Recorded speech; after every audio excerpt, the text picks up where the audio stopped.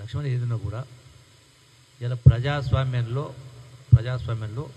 ఈ ప్రభుత్వం ప్రజాస్వామ్యబద్ధంగానే చేస్తుంది, ఏదైనా చట్ట ప్రకారమే చేస్తుంది. ఏదైనా కూడా పరిపాలన అంతా కూడా ఇలా వాళ్ళు మేము పనుల కోసం పోయినామంటే కూడా మీరు చేరిండ్రు నిర్ణయం తీసుకోవాలంటే స్పష్టంగా మాట్లాడడం జరిగింది, చెప్పిండ్రు వాళ్ళు కూడా. దీనికైతే సిగ్గుందా అన్నట్టుగా, అంటే వీళ్ళు చేసినటువంటి వ్యవహారాలు ఏదో చక్కగా ఉన్నట్టుగా మేమేదో ఈ ప్రభుత్వం తప్పు చేసినట్టుగా మాట్లాడుతూ ఉన్నారు. అంటే ఏ అంశానికి సంబంధించి మాట్లాడినా కూడా ఏదున్నా కూడా స్పీకర్ గారు చట్ట ప్రకారం నిర్ణయం తీసుకుంటారు. సుప్రీంకోర్టు కూడా ఆదేశించడం జరిగింది. అదే ప్రకారం సుప్రీంకోర్టు ఆదేశం ప్రకారం జరుగుతూ ఉంది. ఏదైనా వాస్తవాలు బయటకు వస్తాయి కదా.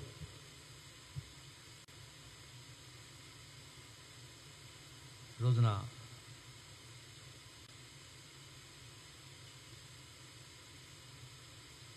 రెండవది, నిన్న నేను ఆదిలాబాద్లో నిన్న గురుకుల స్కూల్లో మాట్లాడిన తర్వాత ఇంకో సందర్భంలో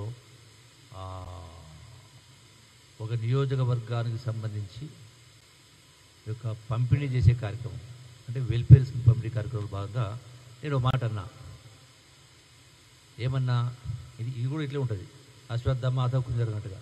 నేను అన్నటువంటి సందర్భాన్ని వదిలేసి ఏ సందర్భంలోనైనా నేను 7 పర్యాయాలు పోటీ చేసిన, 7 పర్యాయాలు కూడా పోటీ చేసిన సందర్భంలో ఎక్కడ ఏ వేదిక పైన కూడా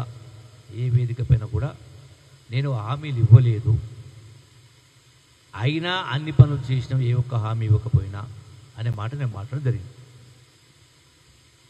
దాన్ని వదిలేసి మళ్ళీ ఈ సిగ్గుందా అని మాట్లాడేటువంటి కేటీఆర్కి సంబంధించినటువంటి సోషల్ మీడియా కావచ్చు, ఇంకోరు కావచ్చు, బీఆర్ఎస్ సోషల్ మీడియా కావచ్చు, దాన్ని వదిలేసి అంటే జూపల్లి గారు అస్త్రాలు వదిలేసిండ్రు, నైరాశ్యలు ఉన్నారు, నిరాశలు ఉన్నారని మాట్లాడుతూ ఉన్నారు. ఏ పార్టీకి తెలియదు అన్న కింద.